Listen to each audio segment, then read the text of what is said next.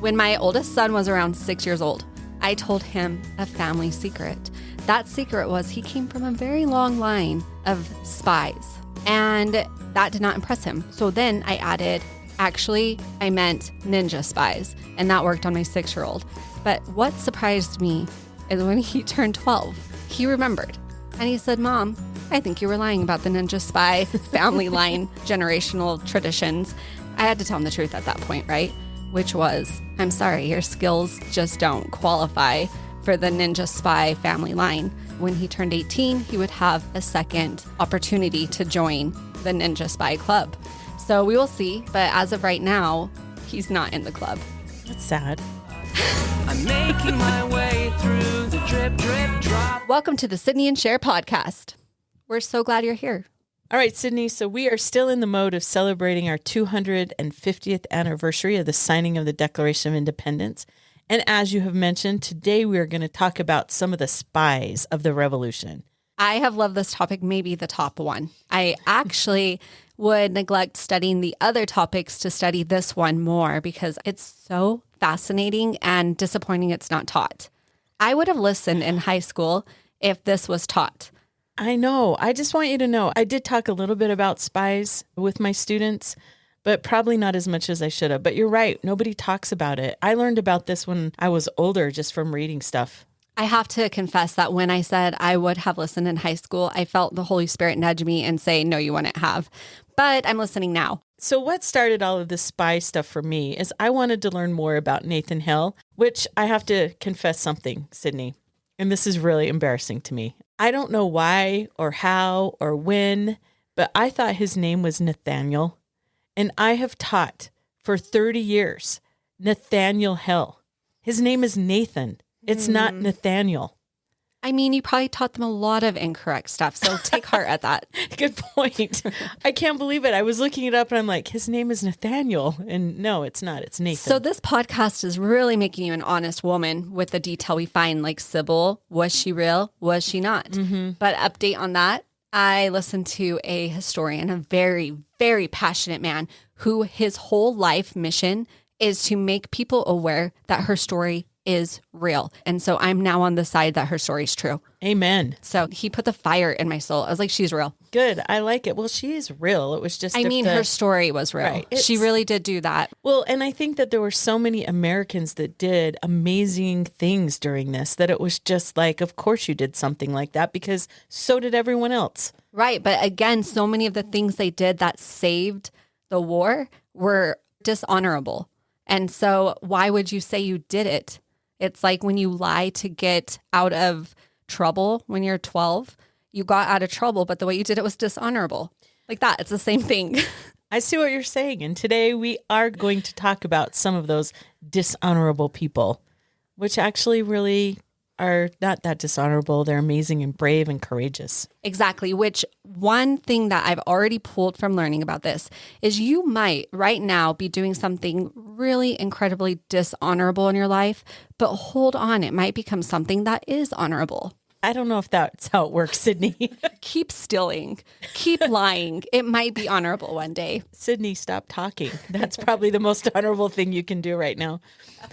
All right, so let's go back to Nathan, not Nathaniel, Nathan Hale. He was born June 6th in 1755 in Coventry, Connecticut, and he was a son of a deacon, Richard Hale, and his mom's name was Elizabeth Strong. His father and his whole entire family was very religious. Nathan graduated from Yale University in 1773, and he taught school in Connecticut until 1775. He was very popular. He was very handsome, he was athletic, he was kind, and he was deeply principled. Everyone liked him. And then the revolution started. So the records show that he supported the cause at a town meeting, and he wanted his community to support the citizens of Lexington and Concord. And then shortly after, he quit teaching and he enlisted in the army. I was going to interrupt you and say the way the story ends, not everyone loved him. Sure. They didn't. Not everyone. Okay, good point.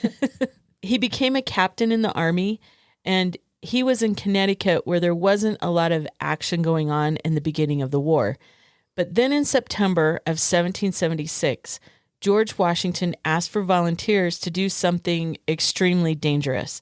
He needed to have spies in New York City. The British had taken over the city, and so he wanted to go into the enemy territory, and he wanted people to gather intelligence for him so he could find out what was going on. So he went to Knowlton's Rangers, and they were known for being brave and courageous and tough, and he asked for volunteers, and not one of them volunteered. Nobody would do it. But to be fair, they didn't want to volunteer because it really was considered to be very dishonorable. And so this says a lot because these men are brave and courageous and loyal.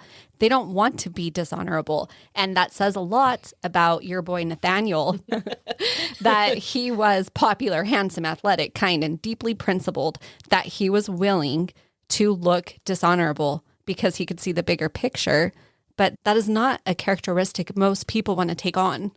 You're exactly right. And the soldiers, they were absolutely willing to die on the battlefield, but they were not going to be a spy because it was looked down upon.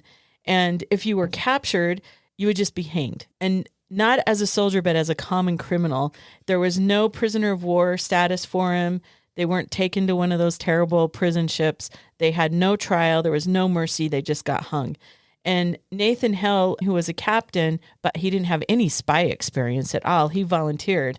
I really like the way one historian described it because she said, you have to understand that these men and women, they were seen dishonorable because if you were a spy, that meant you were willing to be a liar. You were willing to look where you're not supposed to look and be where you're not supposed to be.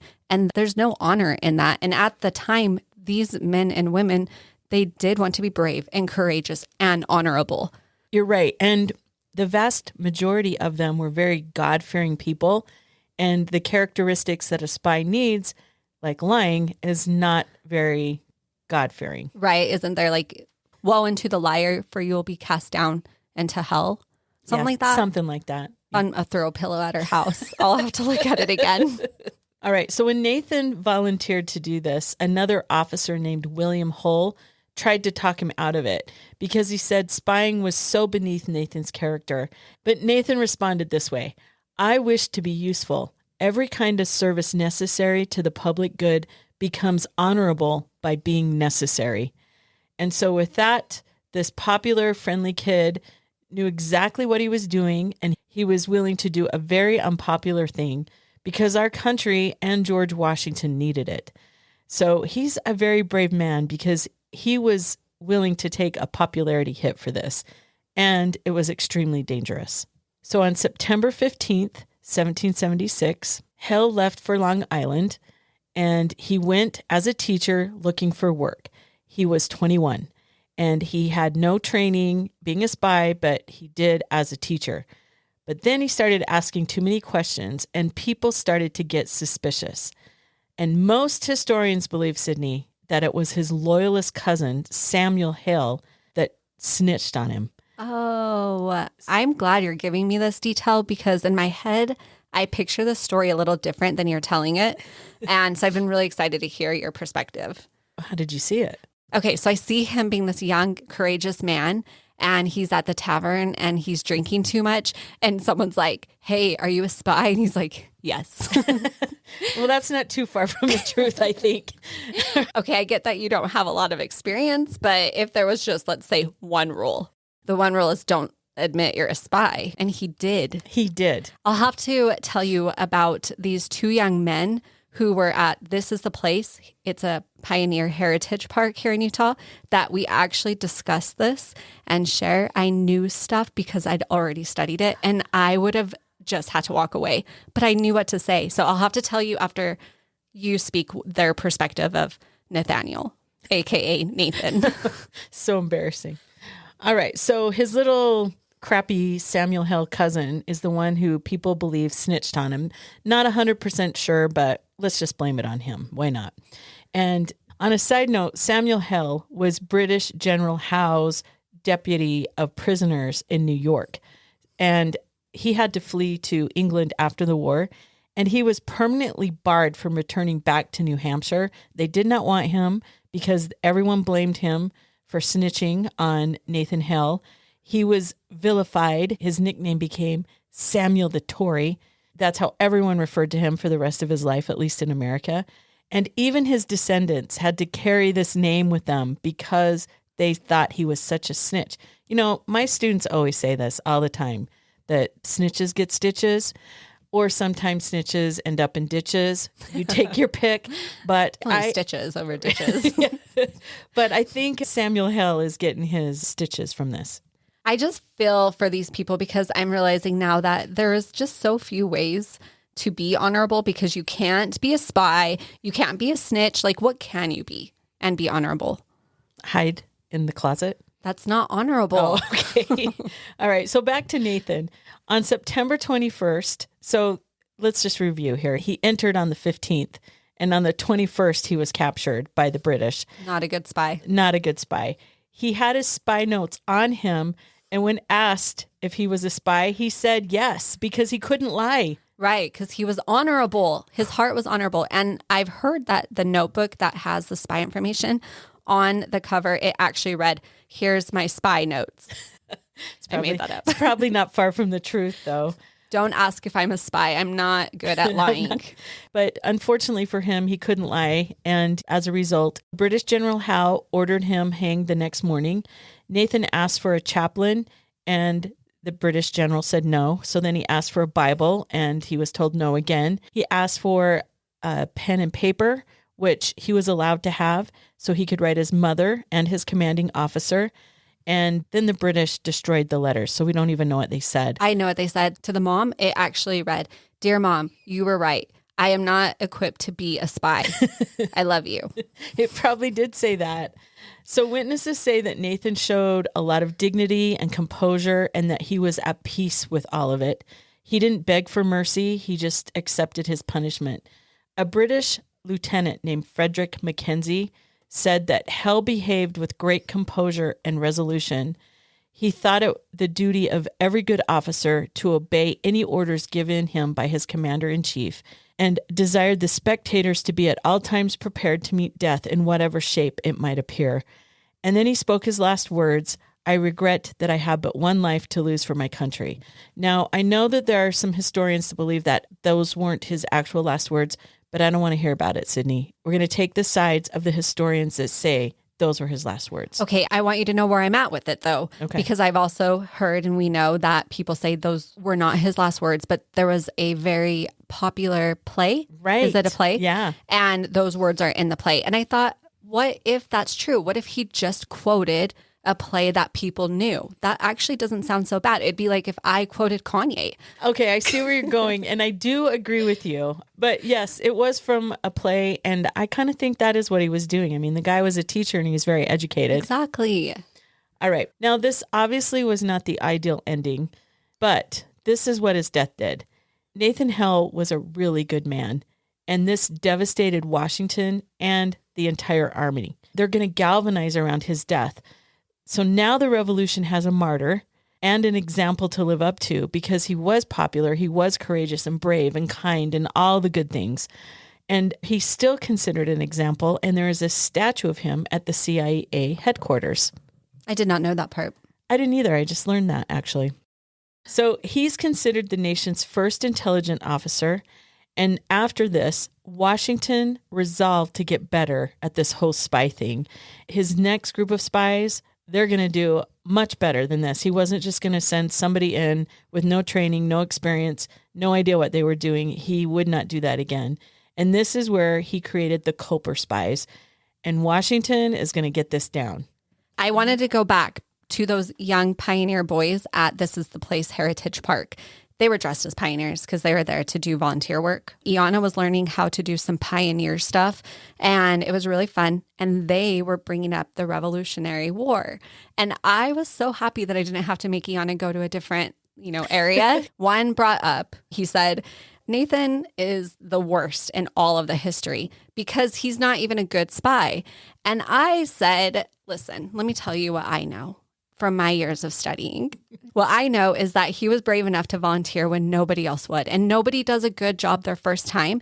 And if he hadn't done what he had done, then the next group of spies would never have learned. And if I'm correct, Nathan grew up with the boys that would become part of this ring. Is that correct? Yes. If your friend from your childhood dies in bravery, that is going to spark in you a fire that doesn't get put out easily. And I believe that his sacrifice was to ignite that fire in the next group of people. And they did. They said they would never do things the way they did with Nathan. They would never send out someone untrained again. That death really devastated these people. And I think that they were on the verge of like love and passion, and it pushed them over so far that they would die if they needed. I think that was very well said. I agree with you 100%. And I'm so proud of you that you were able to speak to that with kids that didn't understand the whole story. Okay, let's go back to the Culper spies. Washington then changed his tactics, and he used people that were living in New York already, that were already embedded and part of the city. And they were farmers and tavern owners, just regular folks that lived there.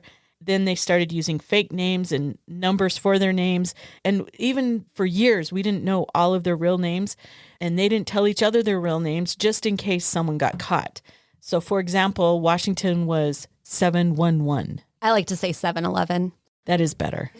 One of the spies, Benjamin Talmadge, was Nathan Hale's former Yale classmate, which Cydni was getting to. So Right. it was his And buddy. could I interrupt you and tell you his code was 721? Oh, I didn't know I've that. memorized them. Nice. Don't look that I'm looking at my phone. I do know like 5 of them. That's impressive. Thank you. So Nathan's college roommate, Benjamin Talmadge, he created a cipher system using a numerical code book for words. Also, this Culper Ring used invisible ink. They started with lemon juice, but later one of the Culpers developed a 2-part chemical, so it was a stain and reveal system, which is really high tech, I think. Then they started using a relay system, so it wasn't just one lone messenger walking around the city with the information. It was starting to be passed along so that not one person had it for very long. This was important that intelligence passed through multiple people and multiple hiding spots because it made it harder to get caught. Now, one of these people that was part of the ring was Anna Strong. She lived on Long Island and overlooked a cove over the ocean. And Caleb Brewster, another spy, was a whaleboat captain, and he ran messages from Long Island to Connecticut. Could I just say Brewster is my favorite spy name of all of them? It just sounds like a spy name, which isn't good for him. Agent Brewster. It sounds good. I love it. Mm-hmm. So she would signal to Brewster by using her clothesline. If she had a black petticoat hung on her clothesline, that signaled to Brewster that a message was ready. And then a specific number of handkerchiefs were hung by the petticoat, indicated which cove the material was hidden in. So Brewster knew exactly where to row to retrieve the secret message. I love this because I just imagine that people are like, look at that stupid woman doing laundry again, stupid laundry, but she's out there being a spy. How Isn't that exciting cool? is that? It's really cool. But also, I'm sure that a lot of people are putting this together. This is the second time laundry has come through in the Revolutionary War. You know, I don't like doing laundry, and I think it's changing my perspective on laundry. Just kidding, it's not. I still hate laundry. But 2 times, if you recall, it was the women who came in and they started washing these young men's clothes to get rid of the lice that helped the numbers be higher. Now we have laundry being done again by a woman to tell people messages are ready, which would win the war. Laundry is carrying the weight. It's important. Who knew? You're right. I know. And I just love something so simple became so important. Speaking of women, let's tie that into this because another positive that came from Nathan's situation is that they decided to stop using such obvious spies. Nathan, like you said, was handsome and athletic. Of course he could be a spy, but a woman couldn't. Of course not. And one of his friends in that group, he's described as being very sickly and skinny, and he was a full-time farmer. And nobody would ever suspect this weak little tiny man who was barely getting by to be a spy. But he was one of the most important spies when making runs for messages. And I love that there is Agent 355. When we did a brainstorming list of different stories to study, that one stuck out to me like a neon light. I was like, I don't know why, but I want to read about Agent 355. It's so exciting. And it's a woman. So something I learned is that 355 was code for a lady. that is different than just a woman, because a woman's code was 701, but a lady was 355. A lady came from money, and she was a lot more proper and more advanced in society. And especially at this time, they say a lady would be in a loyalist family. So because of that, they have their suspicions of who Agent 355 is, but nobody knows who she is for sure. Some people believe Agent 355 was all of the ladies. And so they didn't actually put their names in because they're just women doing laundry. Okay, I know Cydni's being snarky, but I just want to point out that's super important because they didn't want the women getting hung. They were trying to protect the women.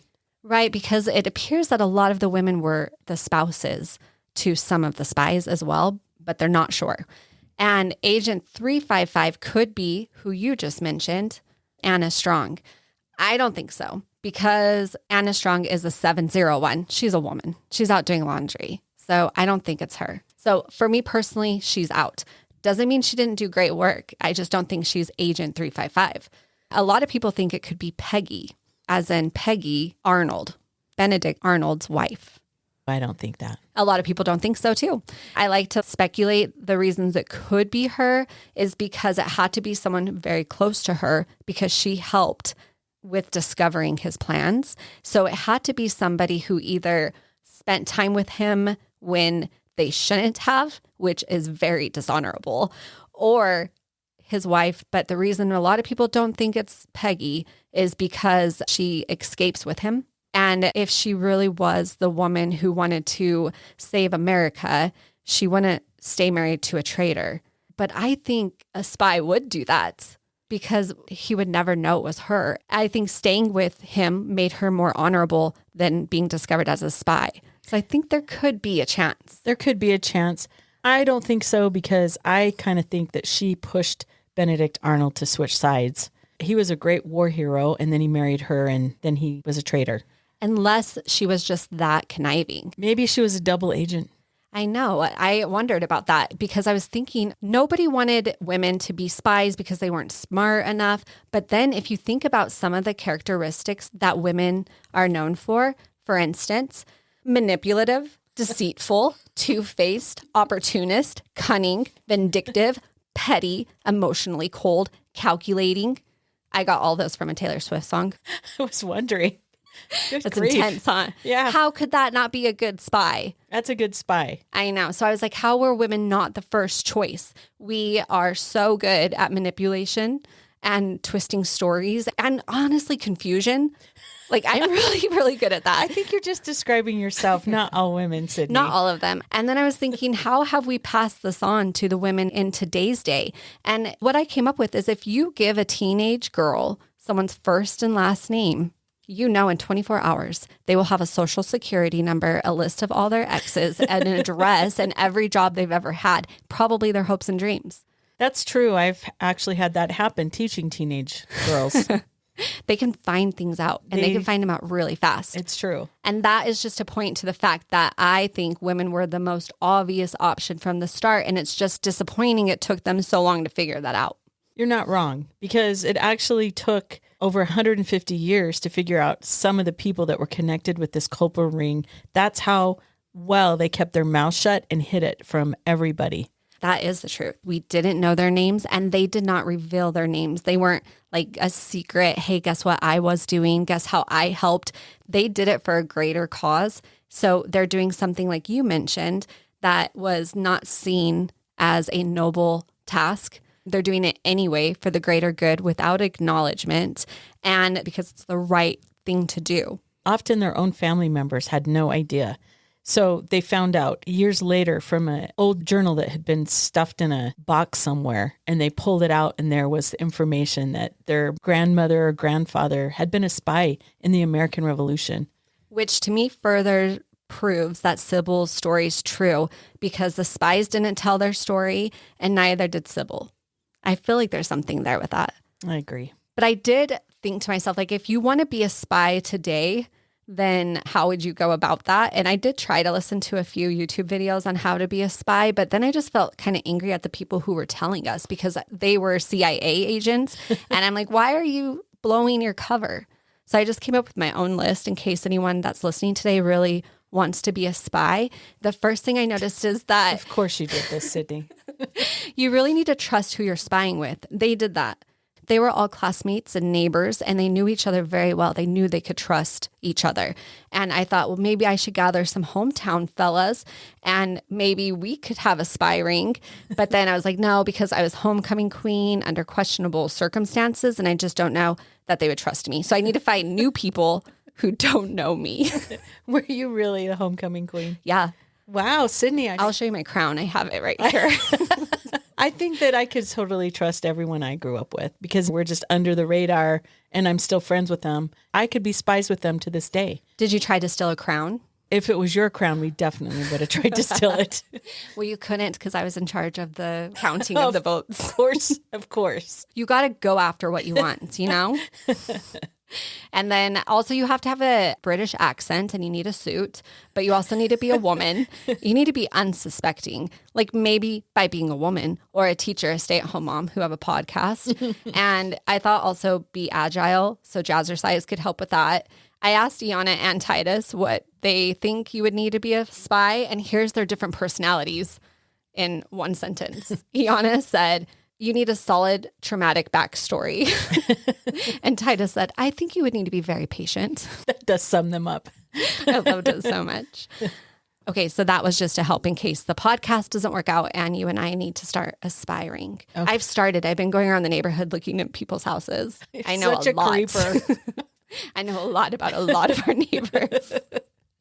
And I know that I just like kind of go off on these things. It's for the greater good. Okay, it's honorable, Sher. But there's one story of a spy that I feel like you need to know, and then I'll let you bring it back because it's so good. It's Operation Acoustic Kitty. This happened in 1960. The CIA spent $10 to $20 million on turning a real cat into a spy agent.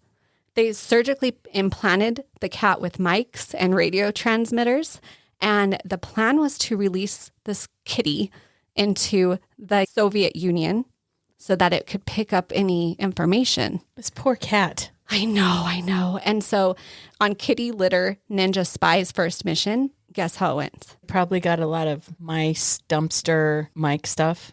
It wandered right into traffic and was hit by a taxi. Oh my gosh. This poor cat. And some people, they just could not let themselves believe it with your same feelings like this poor cat. So some people said they just stopped because cats are untrainable and they took the equipment out and it still lives to this day, very happy. Some people believed that. And I also wanted you to know that pigeons really were used. A lot of people believed they put cameras in the pigeons so soldiers would capture them and try to find the cameras. It didn't go so well because they find out it was a real bird, but at that point, a really dead bird. So I thought those were really important to know about. That kind of creeps me out because there is a pigeon that stares at me while I'm in my backyard every day. Okay, well, let's go back to the Culper Ring for the love of Pete. All right, so here's what the Culper Ring accomplished. They helped expose Benedict Arnold and his betrayal. Agent 355 did. Absolutely. You know, Cydni, I read that one of the things that some people believe about Agent 355 is that she was captured by the British, and that's why we don't know the ending. Yeah, some people believe she was put on a prison boat and she was pregnant and did not survive that. Yes, I have read that, but nobody knows for sure. I'm going to hope that wasn't the ending for her. Yeah, the theories out there are pretty fascinating. I would have to say my gut feeling is Agent 355 is a group of ladies. That's my gut feeling. I could be wrong. All right, moving back to the Culper Ring accomplishments. They also uncovered a British counterfeiting scheme. So the British were trying to tank our economy by counterfeiting our money and putting it into our economy. And they found out about it and were able to stop it. They also found out about a British plan to ambush the French Navy. They also provided Washington with sketches of the British fortifications, ship movements, troop strength, and the morale of the troops. No agents that we know of were caught. And like we mentioned before, many of their names were not identified for over 150 years later because this was such a secret operation. And this ring gets credit for pioneering our current CIA, which I don't know. Is that good or bad? We don't know. We challenge you this week to get a British accent, to spy on your neighbors, and to do your laundry. Is that your challenge, Cydni? Yes. Be honorable in this mission and love God better. Amen. Oh my gosh. This is Agent 33307-4 out. Thankfully, we are to our final thoughts. Nathan Hale didn't die for a battle won. He died for a maybe. Maybe the intelligence would matter. Maybe it would make it back to Washington in time. Maybe Washington would need it, or maybe he wouldn't. But he said yes anyway. He knew what capture meant. No trial, no mercy, no honor. Instead, he said, I wish to be useful. Every kind of service necessary to the public good becomes honorable by being necessary. He chose the unglamorous, unpopular job because somebody had to. And then later, a handful of ordinary people, a farmer, a tavern keeper, a woman with a clothesline, took Nathan's failure and built something that worked. Quietly, for over 5 years, without a single name getting out, they conducted faithful, hidden work that changed the outcome of the war. In D&C Section 4, Verse 2, it says, to serve God with all our heart, might, mind, and strength. It doesn't say anything about being seen while we do it. Sometimes the most important service in your life is the kind no one except God will ever know you gave. This is our prayer. From Cydni and Sher. Nathaniel really was amazing. I'm forging my way through the tip top. I'm living my life through the drip drop. When eternity's plan, I just can't stop. I'm making my way through the drip drop. Do do do do do do do do do do do do do do do do. I could play that on my trumpet. Really? I didn't know you played the trumpet. Yeah. Who I mean, it's knew? been a while.